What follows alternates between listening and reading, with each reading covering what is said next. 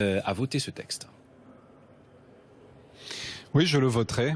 Je l'ai dit déjà à plusieurs reprises et je le voterai simplement parce qu'il va dans le bon sens, qui permet de faire évoluer le pays, que notamment sur cette question de l'assouplissement du travail le dimanche, qui est, je le rappelle, une volonté des Français. 65% des Français le souhaitent. Le gouvernement fait un pas dans la bonne direction. Il va pas assez loin, à mon sens, mais il fait un pas dans la bonne direction.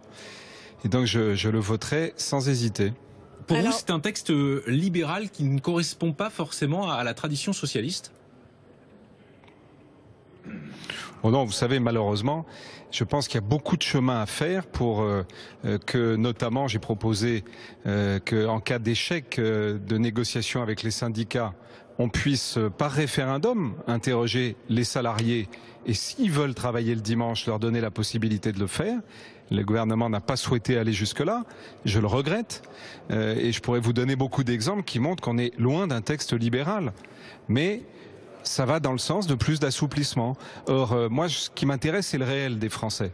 Et quand le ministre dit il faut plus de croissance, il faut plus d'emplois, je vous rappelle que j'ai été ministre du Tourisme, que je vois que la ville de Paris, par exemple, est passée derrière Londres, simplement parce que on ne veut pas rompre avec des idéologies du passé et qu'on ne veut pas s'adapter au monde d'aujourd'hui. Voilà. Alors Frédéric Lefebvre, ce texte va dans le bon sens, pas assez loin, mais dans le bon sens. Cette question du travail du dimanche, elle pose quand même pas mal de problèmes en termes de compensation des salariés. Il y a quand même de réelles inquiétudes.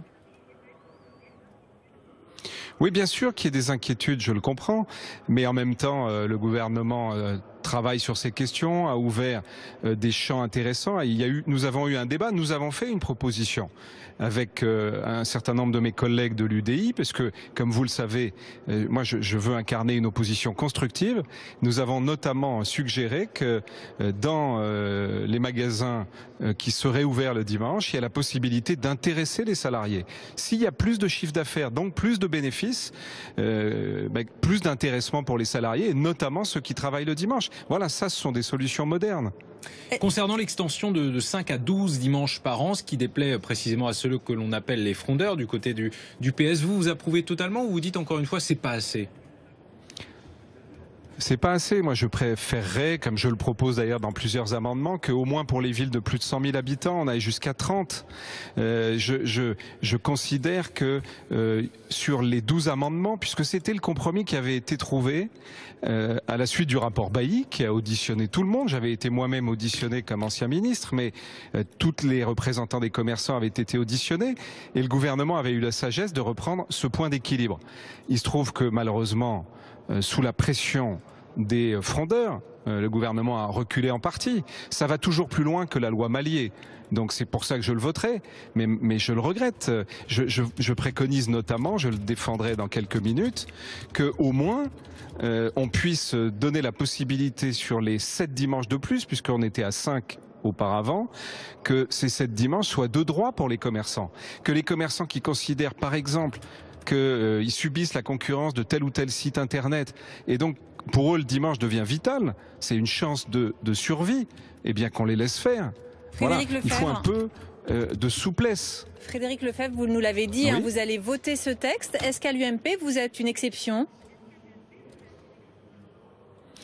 Écoutez, il y a un an, quand j'ai voté le pacte de responsabilité, vous vous souvenez que j'étais seul. Et à l'époque, je prêchais un peu dans le désert. Moi, je considère que quand c'est bon pour les Français, bon pour la France, même si ça ne va pas assez loin, mon devoir, c'est de le voter. Eh bien, aujourd'hui, je peux vous dire que je ne serai pas seul. Il y a un certain nombre de parlementaires de l'UMP, des députés, mais des sénateurs aussi, qui ont annoncé que, comme moi, ils voteraient pour ce texte. D'autres vont s'abstenir. Et je crois que de plus en plus nombreux, en tout cas, sont les parlementaires qui se posent des questions simplement parce qu'ils entendent dans leur circonscription les acteurs économiques leur dire mais soyez sincères, vous étiez pour telle mesure quand vous étiez au pouvoir, vous ne l'avez pas fait, vous étiez pour il y a quelques mois dans l'opposition en appelant le gouvernement à le faire, et là maintenant que le gouvernement le fait, vous voulez voter contre. Voilà. Merci. Moi je veux de la sincérité. Merci, et je pense Frédéric que je ne Lefebvre. serai pas seul. Merci d'avoir été avec nous sur BFM TV. Voilà les débats qui se poursuivent autour de